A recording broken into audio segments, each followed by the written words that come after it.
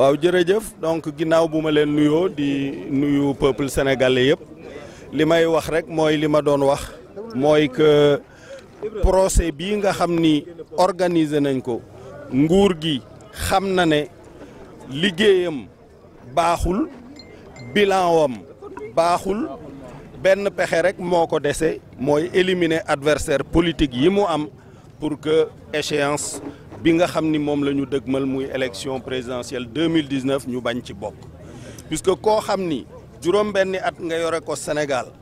taux de pauvreté bi say propre service ñoo wax ni dem na léegi ci 56,5% te Ablaye Wade mu ngi ko bàyyi woon ci 41%. donc ndóolal na réew mi niveau boo xam ni yëg na ne peuple sénégalais wan nañ ko ginnaaw donc li ko dese rek mooy jëfandikoo doole justice pour xeex ay adversaire politique am loolu nag peuple bi yëpp ñoo ci war a taxaw. monsieur le président dañoo remarqué saa moom occasion wax rek da ngay dal ci kaw àttekat yi mais tey jii président Malick déedéet non daluma ci kaw àttekat yi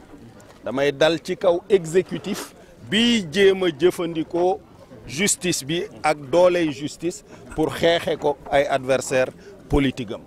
te lii ma wax nga tuddee ko dal ci kaw nguur gi du dal ci kaw nguur gi est-ce que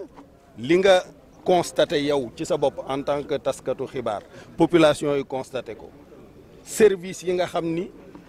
président de la république moo leen yilif muy agence nationale des statistiques ñoo wax ne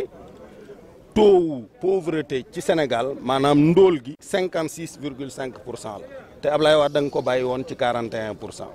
loolu doy na tegtal ci ne moom échec na ci wàllu dénk biñ ko dénk yoru réew mi lenn na ko dese mooy jëfandikoo doole ji pour écarter ay adversaires politiques am loolu laa wax ne